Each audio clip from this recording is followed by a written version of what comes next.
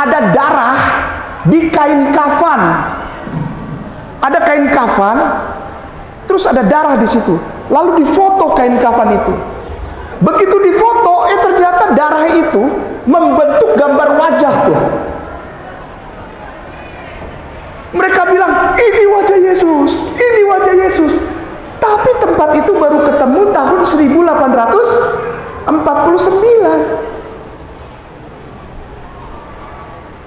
Nah, ini kain siapa? Bahan kain kafan tersebut berasal dari tahun 1260 sampai 1390 Masehi. 1300 tahun setelah Nabi Isa-nya dibilang mati.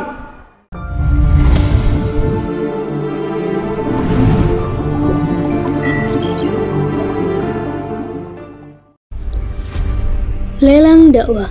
Lukisan Ka'bah Tempo Dulu karya Meru Sandia, pelukis Indonesia yang diundang langsung oleh Raja Salman, dilelang dengan harga terbaik yang dananya 100% akan kami gunakan untuk pembangunan gedung dakwah Mu'alaf Center Nasional Hagia Sophia, Jakarta sebagai sentra untuk pembinaan, pelayanan, advokasi, dan pendidikan para mu'alaf binaan Mu'alaf Center Nasional Hagia Sophia di Jakarta.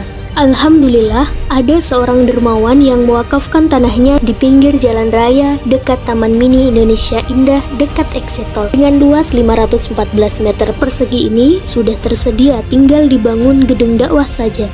Lukisan ini dilelang dengan harga 9,5 juta saja untuk muslimin yang lebih dahulu menghubungi kami.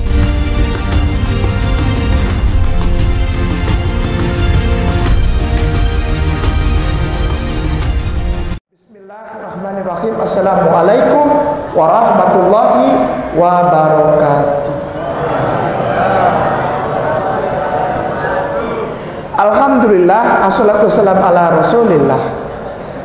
Asyhadu an la ilaha illallah wa asyhadu anna Muhammadar Rasulullah. Raditu billahi robba wa bil islami dinna wa bil Muhammadin sallallahu alaihi wasallam nabiyya wa rasulah. Rabbi shrah li sadri wa yassir li amri wa hlul 'uqdatam min lisani yafqahu qawli. Tuan guruku dan para mu'alim serta mudaris semua yang saya dan diberkahi Allah. Semua santri serta orang tua santri ya, Syekh, wali santri dan jamaah adalah suatu keberkahan secara khusus kepada Kiai Nama dan juga kepada Ustadz Ipung dari Hagia Sophia. Malam ini bisa bertatap muka dengan para tuan guru semua, para ustadzah serta wali santri yang dimuliakan Allah. Pagi tadi dari jam 7 pagi sampai dengan jam zuhur itu kita telah membahas satu tema yang judulnya Kristologi. Jadi jika masih ada saudaraku yang sangat aku sayangi dan aku cintai, muslimin wal muslimah, yang mengucapkan selamat Natal karena terpaksa, lebih baik Anda stop saja mengucapkan selamat Natal. Allahu Akbar. Karena bahkan di dalam kitab suci mereka, yang namanya Yesus Kristus atau Isa alaihissalam itu, Isa ibnu Maryam itu tidak lahir 25 Desember melainkan tanggal 21 April. Sekali lagi, bahkan mereka tahu di kitab suci mereka saudaranya Kiai Nama yang disayangin sama Kiai Nama dan seluruh umat Islam. Siapa saudaranya itu? Umat Kristiani dan Katolik di Republik Indonesia yang diberkahi ini. Mereka sebetulnya tahu bahwa Yesus atau Jesus itu tidak pernah lahir 25 Desember, apalagi di kandang. Jadi, jika ada orang muslim yang so tahu lalu bilang, Kiai Nama, kamu harus mengucapkan selamat Natal sebagai gambaran toleransi. Itu bukan toleransi sebetulnya, itu ngeledek. Kenapa harus dipaksa umat Islam mengucapkan selamat Natal ya? Padahal kitab sucinya sendiri bilang Yesusnya lahir tanggal 21 April dan bukan di kandang, melainkan di satu kota yang jaraknya 11 km dari Al-Quds atau dari Yerusalem ke arah timur menuju kota besar Yeriko. Di situ ada kota yang disebut kota 7 pohon kurma dan 1 oasis air. Disitulah dipercaya bahkan oleh orang Yahudi. Disitulah tempat Yeshua HaMashiach dilahirkan. Tidak terhina di kandang. Dan bukan 25 Desember. Ini adalah ucapan awal Kainama untuk memulai paparan malam ini, insya Allah. Kepada semua yang sangat aku hormati yang malam ini ada di Masjid Kembar Al-Islah. Nomor 2-nya sebagai step kedua atau tingkatan anak tangga yang kedua, mari kita berhenti mengucapkan selamat Paskah. Bukan untuk benci kepada saudara-saudara kita tersayang yang sangat kita hormati dan toleran di bumi Republik Indonesia ini, Kristen dan Katolik. Umat Muslim, kalau engkau sayang betul-betul kepada saudaramu serta toleran kepada saudaramu Kristen dan Katolik, berhenti mengucapkan Natal. Kenapa? Karena Yesus tidak pernah lahir 25 Desember, melainkan 21 April. Ustadz Arin sudah ada ya untuk bantu Ustadz K. Syukron. Ustadz Arin ketik di Google kosong, Gembala-gembala di Padang, artikel. Ini ditulis langsung di kitab, namanya Lembaga Alkitab Sabda. Jadi supaya Kainama tidak dibilang bohong dan provokatif ya, di anak tangga pertama, mari kita buka Gembala-gembala di Padang, artikel. Itu Sabda ORG, itu lembaga Alkitab nasional yang sah di bumi Republik Indonesia yang disayangi dan diberkahi Allah. Silakan diklik. Ustadz Syukran, geser ke bawah, cari kata-kata gembala-gembala di Padang. Geser lagi ke bawah, Ustaz. Ya. Geser lagi ke bawah, Ustaz. Stop. Oke, naik. Ya, itu yang pada bulan. Supaya Kainama tidak dibilang bohong, ini anak tangga pertama ya. Dari simbol-simbol yang akan kita buka. Kenapa orang Islam, maaf ya, sudah banyak yang akidahnya agak luntur ya, maaf. Karena membenarkan, secara tidak sadar sudah membenarkan iman di luar akidahnya. Saya minta tolong Ustaz Afwan, bacakan. Ini, baca saja. Ayo. Ya. Jadi kalau duduk di depan harus siap-siap nanti ditarik sama Ustaz K ya, untuk baca. Namanya siapa? Ilham. Ustadz Ilham insya Allah nanti jadi penerusnya Ustadz K. Masih santri Ustaz. Masih santri. Aminkan saja. Pada bulan Keswan, yang kerasual. Pada bulan Keshua, sekitar bulan November, kawanan domba itu dibawa pulang dari Padang. Artinya para gembala dan kawanan domba itu berada di Padang antara bulan Adar sampai Keswan, atau sekitar bulan Maret sampai November. Clement dari Alexandria mengatakan bahwa kelahiran Yesus atau Natal terjadi pada tanggal 21 April. Sekali lagi, Clement dari Alexandria mengatakan bahwa kelahiran Yesus atau Natal terjadi pada tanggal 21 April. Sekali lagi. Clement dari Alexandria mengatakan bahwa kelahiran Yesus atau Natal terjadi pada tanggal 21 April. Syukran. Jangan sok tahu 25 Desember 29 dari Hong Kong.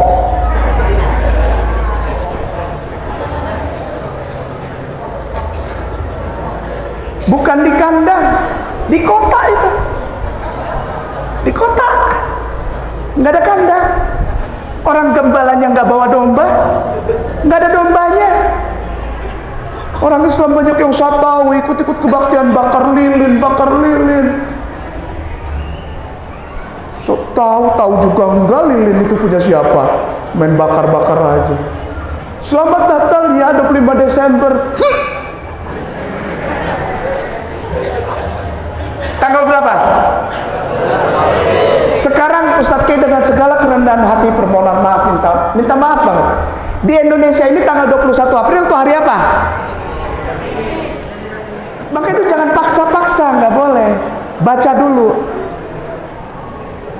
Clement dari Alexandria adalah bapak gereja, bilang Yesus lahir 21 April. Islam marah-marahin Kainama, marah-marah Ustadz Ipung, maki-maki Ayat Sofia. Oh itu kita kasih selamat Natal dong dari Hong Kong. Orang nggak ada yang lahir 25 Desember. Siapa yang lahir 25 Desember? Ayo. Nah, 21 April. Ustadz Arin, kita ke tangga yang kedua. Paskah. Sebaiknya umat Islam kalau kamu sayang, jemaah, kalau Anda sayang sama saudaranya yang beragama Kristen, jangan ucapkan selamat Natal, sudah tahu ya. Kenapa? Sudah tahu ya? Karena tidak ada Natal 25 Desember, tidak ada. Siapa yang bilang? Tuh, Alkitab Sabda tadi. Alkitab Sabda yang bilang, bukan Kainama. Nah sekarang ke anak tangga yang kedua. Kelahiran sudah tidak ada ya. 25 Desember tidak ada. Udah jangan so tahu, udah. Jangan so tahu, stop so tahu. Tidak ada. Yang kedua, Paskah. Paskah itu kalau bisa jangan ucapkan selamat Paskah. Kenapa? Karena Paskah itu Tuhan mati. Paskah itu Tuhan mati. Kamu percaya Tuhan mati? Tidak. Stop makanya. Jangan ucapkan selamat Paskah. Dan lagi, kematian Yesus yang mereka imani itu tidak pernah terjadi. Siapa yang bilang? Bible, Alkitab. Loh, itu ada di kalender. Kematian Yesus Kristus. Libur hari Jumat Agung. Alhamdulillah, kita bisa libur juga kan? Tapi jangan ucapkan selamat Paskah. Kita nikmati liburnya, tapi jangan benarkan iman itu. Karena dalam Islam, Nabi Isa alaihissalam tidak pernah dibunuh dan tidak pernah disalib. Tadi pagi kita udah bahas. Ya. Di dalam Alkitab sendiri, Tuan Guru, ya jamaah semua yang disayangin dan diberkahi Allah, Ustadz Paul Ustazah, Alkitab sendiri bilang dia tidak disalib. Ada tulisannya tidak. Itu berdasarkan hal-hal yang tidak bisa dipertanggungjawabkan. Kenapa? Karena tempat dia disalib itu tidak pernah ada. Ustadz Arin ketik studi kamus Alkitab Sabda. Terus ini akan saya buka gitu ya. Ya, jadi kita buka. Bener nggak sih sebetulnya? Nah nanti kita ini di step ketiga, ini baru kedua ya, anak tangga kedua ya. Yang pertama Natal 21 April, bukan 25 Desember ya. Nah studi kamus isi di situ Golgota, tempat yang dipercaya. Kita pernah ngobrol bersama Syekh dan itu langsung viral. Karena ada orang Kristen yang, artis Kristen yang tersinggung karena dia baru dari sana. Lalu saya bilang, loh itu bohong. Tidak ada kuburannya Yesus. Tempat penyaliban tidak ada. Nama tempat penyaliban dan kuburnya itu Golgota. Ketik Golgota sudah, geser ke bawah Ustaz. Geser ke bawah terus sampai dapat ensiklopedia. Ini Alkitab yang tulis. Iya. Oke. Baik, saya bacakan ya. Saya bacakan, nanti bisa lihat ya. Saya bacakan. Golgota itu dari kata Aram, Gulgot, artinya tengkorak, skull. Ya, skull itu apa? Kepala ini, tengkoraknya. Skull. Ya. Oke, bawah lagi. Nah, ada 3 kemungkinan. Jadi di Yerusalem itu sampai sekarang tidak bisa diputuskan yang mana sebetulnya tempat Yesus disalib dan tempat Yesus dikuburkan. Ada 3 tempat yang sampai sekarang tidak pasti. Tuh ya, oke ya. Tempat itu adalah tempat melaksanakan hukuman mati, atau tempat itu sedikit banyak berupa tengkorak. Terus geser ke bawah. Oke ya, stop. Gereja makam suci yang Ustadz tanya itu, Syekh tanya, itu kubur ada mereka? Iya, itu bukan. Itu dibohongin, orang-orang yang datang ke sana diambilin uangnya, dibohongin. Ini kubur Yesus, kubur Yesus. Kan yang datang orang Indonesia nggak tahu. Oh, nangis. Padahal bukan. Nggak tahu itu kubur siapa. Nanti di anak tangga ketiga Ustadz Ki kasih tahu. Ini anak tangga kedua. Baik. Gereja makam suci dianggap, tuh ada tulisan, 2 tempat di Yerusalem kini dianggap sebagai tempat salib dan makam Tuhan Yesus. Makam, yakni gereja makam suci dan taman makam yang umum dikenal. Geser ke bawah, ya, kita sudah tahu ya, Yerusalem. Stop, ya. Taman makam itu baru ada pada tahun 1849.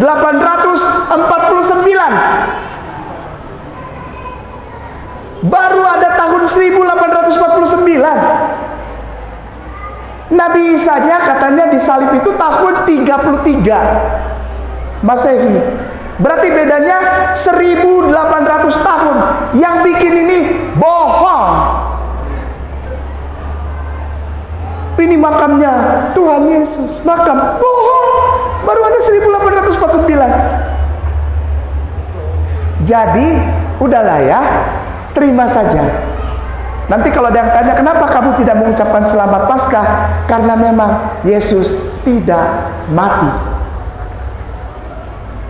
Ini yang kedua, anak tangga yang kedua. Anak tangga yang ketiga, siapkan hati. Karena makin ke atas anak tangga kita makin sakit di kuping. Terutama Anda yang suka mengucapkan selamat-selamat kepada saudaranya Kristen. Kalau mereka lagi hari raya, ya udah diemin aja, ya kan? Atau bawakan mereka buah, kasih buah, atau kasih sayur, atau kasih uang 8 juta, kasih mereka, ya. Jangan ganggu, tapi jangan benarkan dengan mengucapkan selamat Natal dan selamat Paskah, karena kedua hal itu tidak pernah terjadi. Saya ngobrol itu bersama Syekh tentang kubur ini pada bulan Februari tahun 2022. Kemarin pertama kali saya kesini di tempat Syekh di dalam. Saya bilang, iya Syekh, itu bohong, bukan. Kenapa? Karena Alkitab Sabda bilang itu baru dibangun tahun 1849.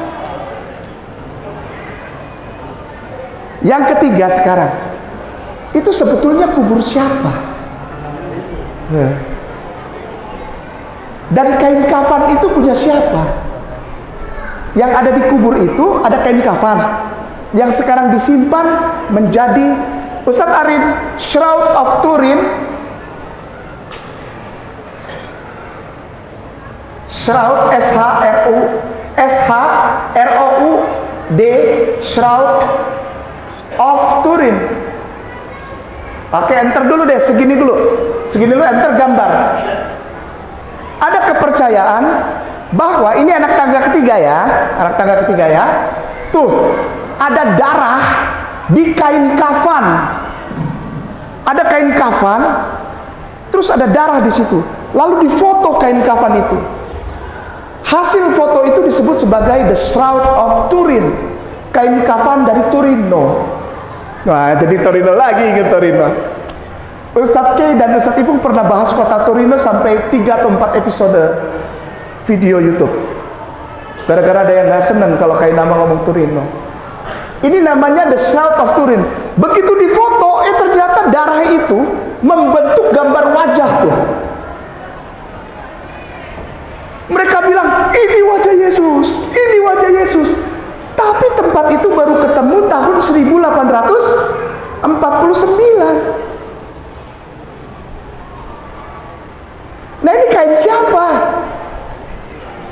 Gitu kan? Ini wajah siapa ini? Tuh, gondrong, bewokan, ya, bule, ini bule. Bukan Timur Tengah. Ini orang bule. Jadi orang pengen tahu ini siapa. Shroud of Turin. Ustadz Arin Wikipedia. Ke ini gambar sudah ya, sudah lihat gambarnya ya, ada kain kafan, begitu difoto, ada gambar orang, kaget dia, wow, aku tak percaya, gitu kan? Terus ada suara, santuy aja, Wallace, tenang, ya, geser ke bawah Ustaz, cari radiokarbon dating. Terus history terus ke bawah. Ya, ini tangga ketiga. Religious terus Ustaz, pelan-pelan saja. Deviation, miraculous image, terus Ustaz. Kita baca ya. A scientific analysis. Geser ke bawah, ada radiocarbon dating. Oke, blok yang pertama tuh. Blok yang pertama bawa ke Google Translate. Jadi supaya Ustadznya tidak mau ngomong saja, harus ada bukti data supaya Ustadznya tidak ditangkap, tidak dilaporkan. Datanya dari mana? Tidak boleh dari umat Islam, tapi dari umat Kristen sendiri dan lembaga Kristen sendiri. Yang pertama tadi kita sudah buktikan, bukan berarti umat Islam tidak sayang kalau tidak mengucapkan selamat Natal, karena Natal memang bukan tanggal 25 Desember tapi tanggal 21 April. Umat Islam tidak mengucapkan Paskah, kenapa? Karena Yesus memang tidak pernah disalib. Loh, itu ada kain kafannya. Kain kafan siapa? Pertama, setelah berdiskusi selama bertahun-tahun, tahta suci Vatikan mengizinkan penanggalan radiokarbon. Nah, hasilnya 90% keyakinan bahwa bahan kain kafan tersebut berasal dari tahun 1260 sampai 1390 Masehi. 1300 tahun setelah Nabi Isa-nya dibilang mati.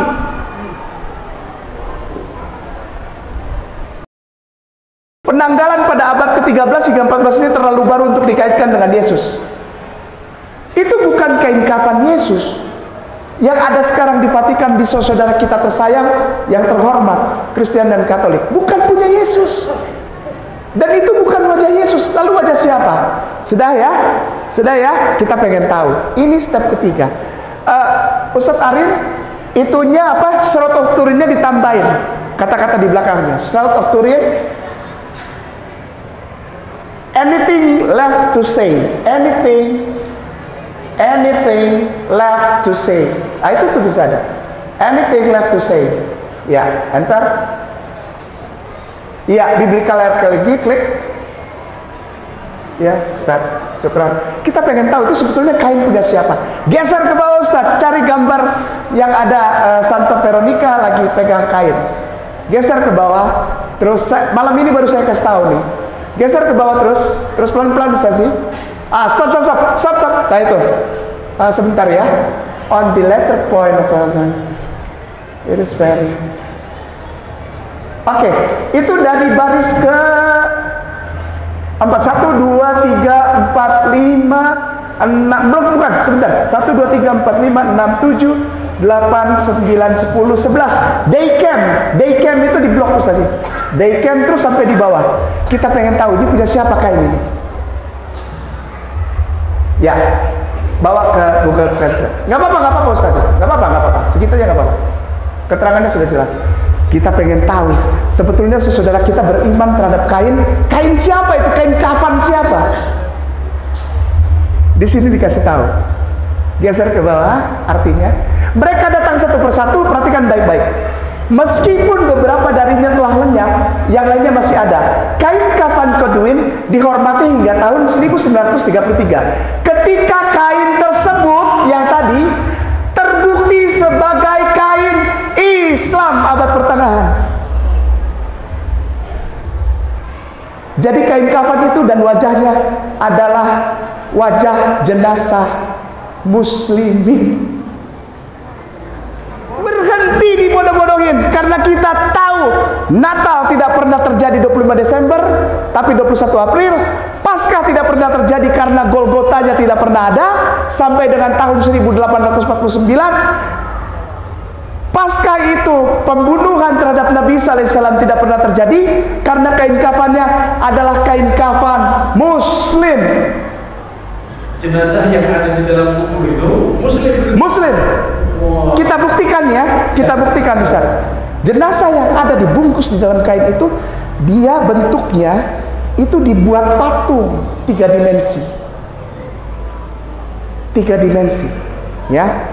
Dan posisinya itu nekuk begini, tangannya menutupi kemaluan.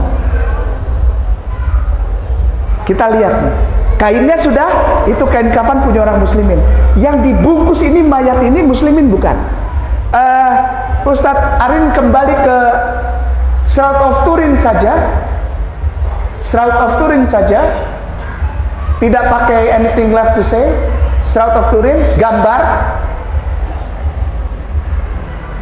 Geser ke bawah. Tuh, lihatin tuh yang itu yang. Nah, itu orang lagi.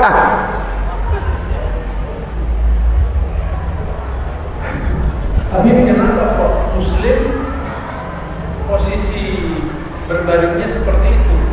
Karena ini Muslimin yang disiksa oleh orang-orang kafir Romawi. Jadi dimasukkan, itu kenapa dia tertekuk bersama kain kafannya tertekuk, karena dimasukkan secara paksa ke tempat, bukan kubur sebetulnya, gua, dimasukkan ke dalam gua, dipaksa masuk, sehingga ketika pintu gua ditutup, kakinya tidak bisa lurus karena tidak sesuai ukurannya, ngerti?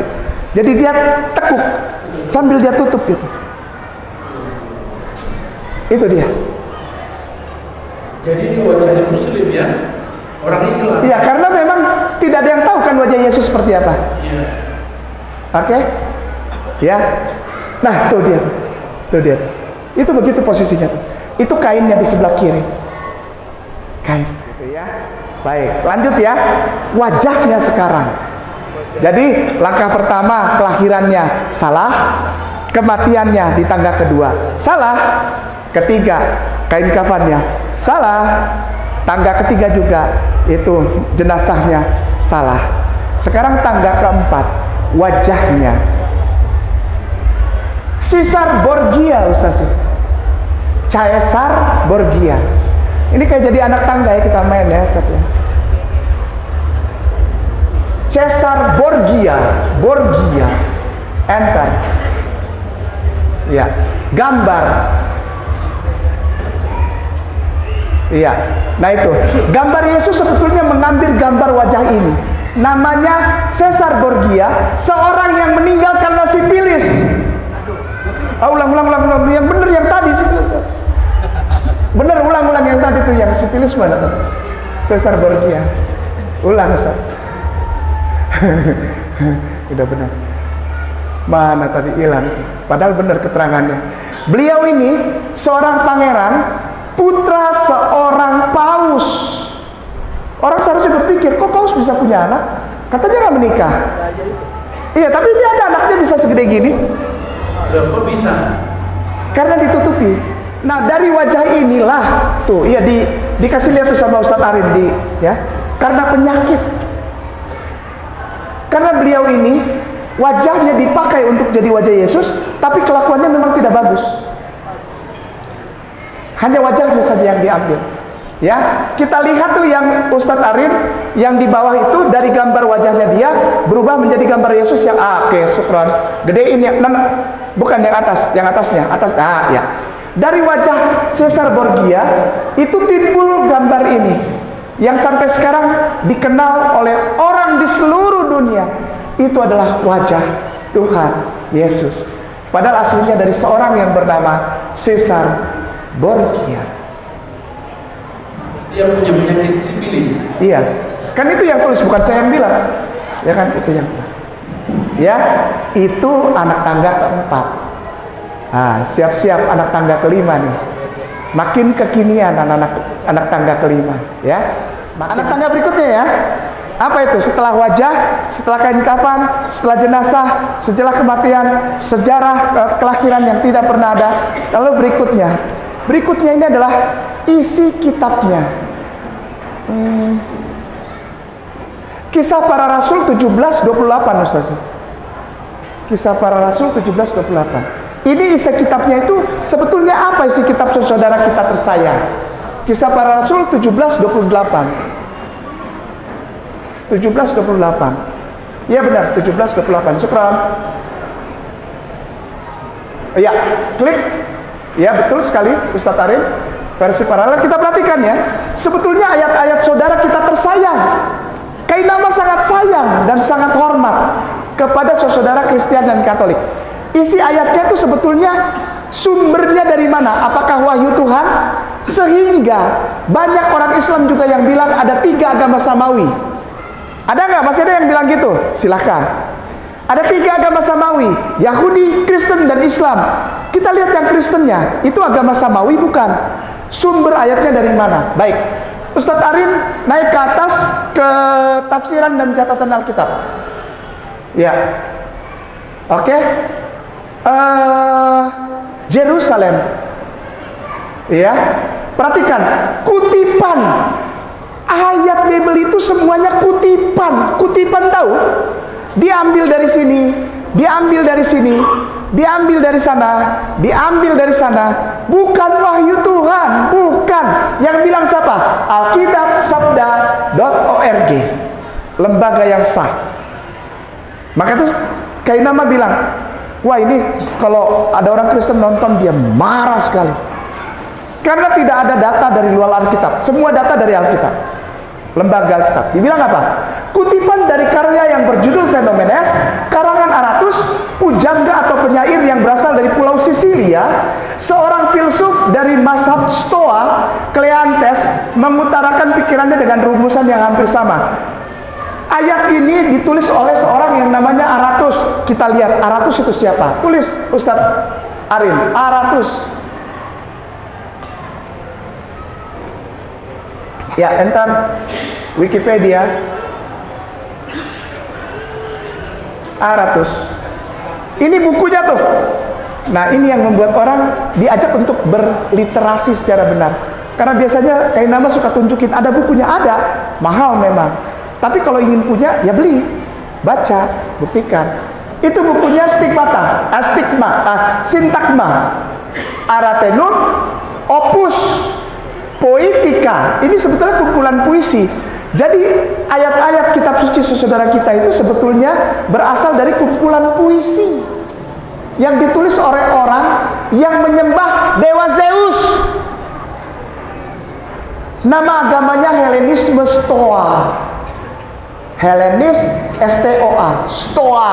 Orangnya namanya Aratus, yang ada di antara tahun 315 sebelum Masehi sampai 240 sebelum Masehi. Ini adalah kumpulan doa atau himne, dinyanyikan, himne dinyanyikan untuk memuji Zeus. Tahu nggak Zeus siapa? Ketik Zeus, Ustadz Arin. Baik, sebelum ke Zeus. Ya, baik. Berarti perjanjian lama dan perjanjian baru? Enggak, perjanjian baru saja. Perjanjian lama nanti bahasannya lain kan? Iya, ini perjanjian baru karena menyangkut Natal, Paskah, kain kafan, kubur kosong, dan jenazah. Lalu di atasnya itu wajah. Jadi kita masih bermain di perjanjian baru. Perjanjian baru itu di dalamnya kumpulan puisi-puisi. Iya. Tapi di situ ada banyak gembala-gembala apa semuanya. Ya itu kan kayak puisi. Kalau coba baca deh. Jadi itu dilakukan, dinyanyikan. Ya himne kan? Itu dibilang H-Y-M-N, him. Iya. Sekrat. Jadi wajar kalau mereka nyanyi ya. Wajar mereka nyanyi. Ini di anak tangga keempat. Zeus. Ustaz. Wah, ini dia. Ini banyak yang suka nih nonton Avenger ya. Stop nonton Avengers, kamu sedang memuja dewa Zeus. Ketawa lagi juga. Suka nonton Avengers? Iya benar Ustaz Kay. Stop. Iya Ustaz Kay. Dewa Zeus ini punya anak, namanya Thor. Ustaz Arin, T-H-O-R. Thor yang menangkap itu iya. namanya. Pakai martil. Oh, pakai martil. Iya. Iya. Itu filmnya banyak disukai sama anak itu. Ini nih. Nah, Thor ini melihat Zeus dalam rupa yang lain. Karena Zeus punya 3 pengalihan rupa. Yang pertama Zeus sebagai yang tadi yang pegang kilat dalam bentuk roh. Yang kedua Zeus sebagai burung. Coba perhatikan baik-baik. Zeus sebagai roh yang tadi pegang kilat. Yang kedua Zeus sebagai burung. Ada nggak agama yang gambar burung? Ya itu, burung. Yang ketiga Zeus sebagai anaknya yang punya kekuatan Tuhan. Namanya Hercules. Separuh manusia, separuh Tuhan. Ya, namanya demigods atau manusia separuh Tuhan. Hercules, betul? Hercules saudaranya ini, mana? Yang tadi, kok saudaranya saya? Saudaranya ini, karena dia juga manusia yang punya darah Zeus, darah Tuhan, darah dewa. Thor. Nah, Thor melihat bapaknya bukan seperti yang tadi yang pegang kilat Zeus, tapi melihatnya sebagai Odin. Thor punya bapak namanya Odin. Ustadz, O-D-I-N, Odin. Oke, geser ke bawah. Ya, itu yang pakai topi Ustadz Afwan. Yang pakai topi sebelah kiri. Ini bapaknya Thor dalam penglihatan Thor. Odin. Nah ini bapaknya Thor. Odin.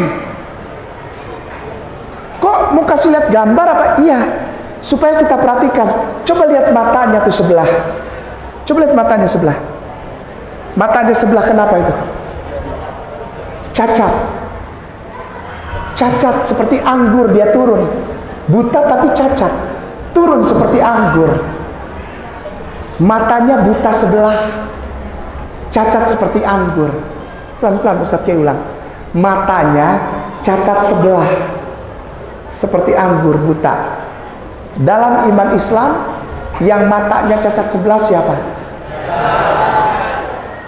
Jadi yang suka nonton film Thor, engkau sedang memuja siapa? Ayo jangan malu-malu, siapa? Selamat, nonton ayo. Nonton sana. Nonton. Ayo nonton sana. Ada mode juga Ustaz, selain rambut itu. Kalau foto begini nih. Ada nggak yang suka foto begini nih? Artis-artis ada suka foto begini? Matanya sebelah. Atau rambutnya disisir nutupin sebelah. Ada mode rambut begitu, sisir. Jadi jalannya matanya sebelah gini. Jadi kalau jalan miring. Iya, karena rambutnya nutupin sebelah. Ada? Emang itu apa Ustaz Ki? Itu namanya adalah Novus Ordo Secularum. Apalagi si Ustaz Ki nyambung cocokologi? Enggak, emang itu udah diceritain. Dari dulu udah diceritain. Pengikutnya itu adalah orang-orang yang terracuni oleh mode. Rambutnya separuh begitu, nutupin. Tahu nggak? Kayak band-band apa gitu ya? Itu rambut gitu, matanya sisa separuh yang kelihatan, benar? Atau kalau foto dia gini, musim tuh. Sekarang ada yang suka begini nih, namanya Novus Ordo Secularum. Apa itu Satke? Novus Ordo Secularum itu apa? Ini supaya kamu terbuka, supaya jangan asal ikut-ikut. Ya, Novus Ordo Secularum. Ini bahasa Latin. Gambar Ustaz sih. Tuh, gedein yang paling kiri. Gambar ini dan Novus Ordo Secularum ada di mata uang dolar Amerika. Ya, nih, perhatikan. Matanya satu di atas. Namanya one eye can see all. One eye can see all. Nah, satu mata ini piramid. Tapi kok piramidnya putus? Tidak sampai lancip. Yang lancipnya terangkat ke atas. Artinya apa? Si mata satu ini menganggap dirinya Tuhan. Dia tidak bersatu dengan bumi. Dia ada di atas penuh kemuliaan dan cahaya. Nama cahayanya Illuminati. Illuminati artinya memberi cahaya kan? Menerangi, illuminate. Illumination, illuminate, menerangi, memberi cahaya. Si mata satu ini terlepas dari bumi, dia tinggi dan bercahaya. Dia menganggap dirinya mulia karena dia sama dengan Tuhan, matanya satu. Di bawah ada tulisan Novus Ordo Secularum. Artinya apa? Novus itu new, baru. Ordo tatanan. Secularum dunia. Tatanan dunia baru. Apa itu? Melegalkan LGBT. Melegalkan LGBT. Kitab suci lambangnya pelangi. Ustaz Arin, Novus Ordo Secularum menghasilkan Alkitab dengan lambang pelangi. Alkitab pelangi. Pelangi itu lambang LGBT. Alkitab pelangi. Entar. Tuh. Paling kiri. Amerika terbitkan Alkitab pertama bagi kaum. Bersyukurlah engkau, jaga dirimu anak-anak sebagai seorang muslim yang beriman kepada Al-Quran. Karena kamu kalau tidak muslim, kamu ikut-ikutan pakai rambut-rambut begitu, pakai apa, gaya-gaya, ya, hati-hati engkau terjebak dengan kitab suci yang ini nih. Ini sudah keluar ini, sudah diproduksi. Artinya ada sekelompok umat beragama yang membenarkan LGBT, gay, homoseksual, dan lesbian serta transgender. Kenapa itu terjadi? Ketik Santo Bacchus, Ustaz. STBACHUS. Wih, udah berapa anak tangga? Sudah 7. Kita buka semua. BACHUS dan Sergius, betul. Bacchus dan Sergius, betul-betul. Ini adalah orang suci. Maaf, jangan marah, jangan marah. Tulisan ST di depan itu, ST itu artinya santo. Santo itu dari kata saint. Saint itu artinya orang suci. Sanctus. Anthropos, sanctus. Anthropos manusia, ya udah tahu semua ya. Anthropos itu bahasa Yunani yang dialihkan ke bahasa Latin artinya manusia. Maka itu ada ilmu namanya antropologi. Pernah dengar? Ilmu tentang manusia. Anthropos itu manusia. Nah, sanctus atau sancti artinya kudus. Jadi kalau santo artinya orang kudus, orang suci. Dari dua kata anthropos, sanctus, digabung jadi santo. Gitu, Ustaz. Ya, ada dua nama. Yang pertama Sergio atau Sergius. Maka itu para orang tua mohon kalau punya anak kasih namanya Sergio, ganti. Minta tolong. Sergio, Deo, ganti. Theo, ganti. Nggak bagus itu, ya. Sumbernya dari pokoknya nggak bagus lah ya, gantilah ya. Banyak nama Islam yang baik ya, ganti ya. Jangan kasih nama anak Sergio. Ada pemain bola Ustaz, soalnya bapaknya senang. Bodoh amat bapaknya. Kasih nama Sergio. Kenapa? Nanti kita baca. Kok hilang? Ya, sekarang Santo Sergio atau disebut Sergius itu punya partner, punya pasangan namanya Bacchus. Geser ke bawah Ustaz, pelan-pelan. Pelan-pelan. Oke ya.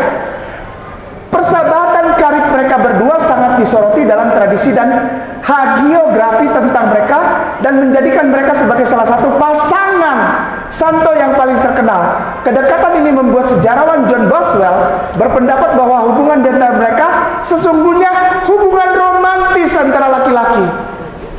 Jadi tidak aneh kalau di tempat saudara kita tersayang ini terjadi pengesahan atau memberi izin untuk menikah sesama jenis di dalam rumah ibadah mereka. Sekarang sudah keluar undang-undangnya. Dimulai dari satu tempat ibadah namanya Gereja Anglikan Inggris. Uskupnya ketok palu boleh homo dan lesbian menikah di sini. Boleh, diberi izin dan diberi surat, disahkan secara agama. Kita terusin ya. Kita terusin. Kedekatan sejarah John Boswell, hubungan romantis. Meski banyak sejarawan lain menolak teori ini, tetapi pemujaan, dipuja kedua santo ini, namanya Sergius dan Bacchus, dipuja terhadap mereka cukup populer di kalangan apa? Umat Kristen. Sekali lagi, umat Kristen homoseksual, bukan Muslim. Hati-hati anak-anakku, jangan gampang tertipu dengan modernisasi. Ya, contoh kita nonton film, kita senang sama tokoh itu, yang tadi contohnya Thor, kita pasang gambarnya, kita senenglah, kita puja-puja. Ya, jangan, karena itu Dajjal.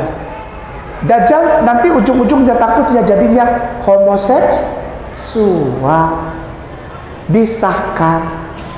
Ya, mereka yang sahkan itu. Kenapa? Karena nanti mereka, misalnya kamu senang nih, senang banget sama Spider-Man, senang banget sama Superman, atau Thor, atau Hulk, atau siapalah, terserah lah. Ya, lalu memuja-muja, maka kamu menjadikan mereka itu idol. IDOL, pernah dengar? Sampai di Indonesia ada, secara tidak sadar umat Islam berlomba-lomba mengirim anaknya untuk ikut American Idol. Di Indonesia namanya Indonesian Idol. Nggak sadar, bangga, senang. Mereka menghafalkan lagu-lagu, tapi tidak menghafalkan Al-Quranul Karim. Kenapa? Oh, Ustadz kayak iri karena mereka lebih hafal lagu barat daripada Al-Quran. Bukan. Karena sebetulnya umat Islam yang ikut American Idol, maaf, jangan marah, jangan marah, jangan marah. Secara tidak sadar ikut dalam ajaran ini. Dari mana Ustadz?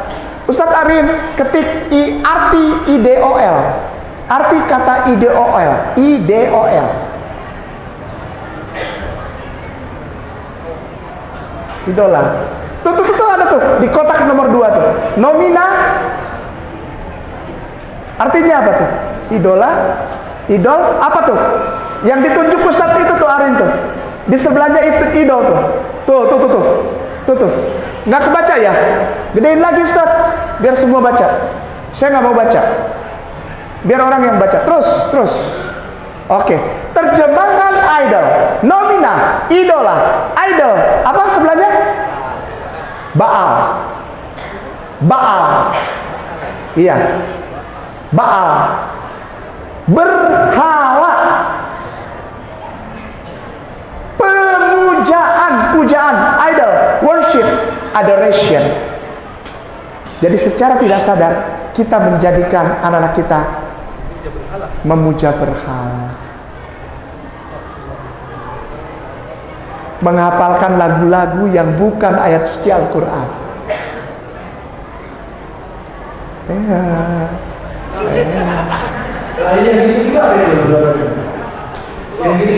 Ya, love itu emoji ya sebetulnya ya, sebetulnya emoji.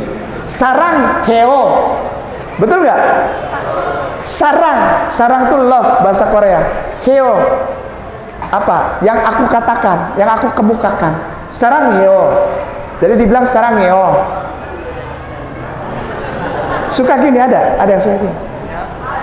Banyak yang begitu kayak juga begini. Iya.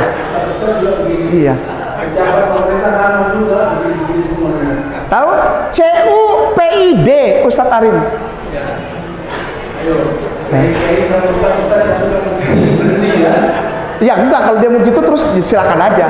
Saya cuma kasih tahu Ustaz sih. Ya Syekh, bahwa itu sebaiknya. Udah, tutup ya. Ini dewa nafsu, dewa seksual dari mitologi Yunani. Namanya Cupid. CUPID, Cupid. Setan. Ayo yang suka gini. Ayo, emang so tahu? Itulah so tahu Ustaz. Tapi nggak mau nanya. Namanya Cupid, CUPID, Cupid. Zaman mungkin saya waktu masih kecil di kehidupan sekular ada lagu Stupid Cupid, don't blame it on me. Ada lagunya itu, dinyanyikan oleh Elton John. Cupid, Ayo, siapa yang masih suka gini? Sama saja manggil setan tahu. Ayo, cepet gini aja, cepet. Foto gini, foto. Sama setan.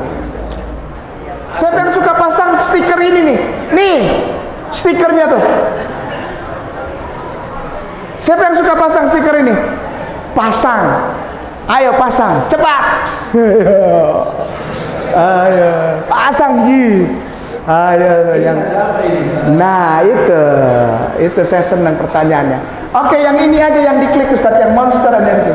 Tapi itu ada dia dulu. Itu ada di bulat-bulat itu. Ini mana-mana. Ya, ada di mana-mana. Balap motor dipasang, motor-motor dipasang stiker ini. Banyak ini. Banyak. Nah, ini apa kata Ustaz? Kenapa Ustaz kita tampilin? Ustaz Ibu tahu, satu garis ini tiga kan? Ini 3 garis ya. 3 garis. Pembuat, perhatikan baik-baik, perhatikan. Pembuat logo ini menggambarkan ada claw. Claw itu CLAW. Claw itu apa? Cakar yang 3 jarinya. Jarinya 3, cakar 3 menggaruk di tembok. Kek gitu. Namanya monster yang tidak nampak. Tangannya itu menggaruk. Maka itu dibuat gambar ini. Padahal gambar ini selain daripada dibuat oleh setan, maaf ya, monster, digaruk di dinding. Gitu. Digaruk pakai claw. Claw itu apa, cakar atau apa, kayak pokoknya gini deh, claw. Gitu. Digambar sama yang bikin merek ini, logo ini, untuk jadi logo minuman ini. Kita tidak salahin, kita tidak bilang set, enggak. Tapi kalau mau tahu artinya, setiap tarikan ini adalah bahasa Ibrani.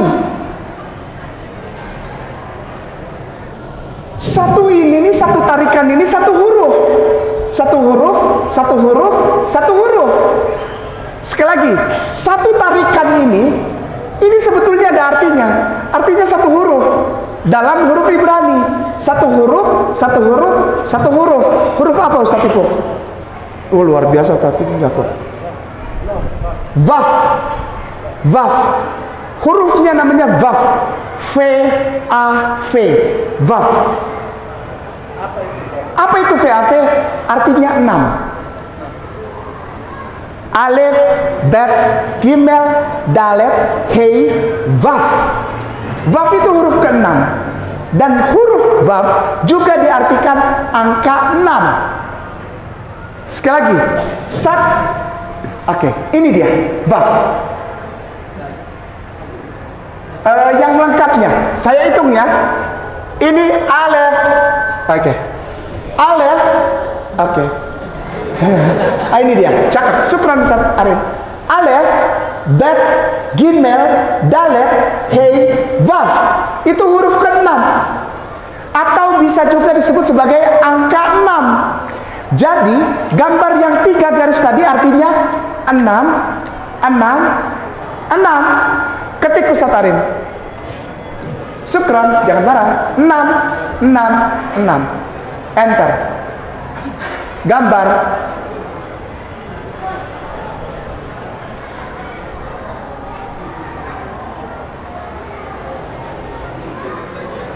Selamat menikmati ya yang suka tempel-tempel gambar itu. Dadah. Kumpul sama itu om. Kumpul. Tuh yang sini. Tuh. Itu. Kalau nggak tahu tanya. Jangan sok tempel. Nggak taunya gambar om. Demikian Ustaz.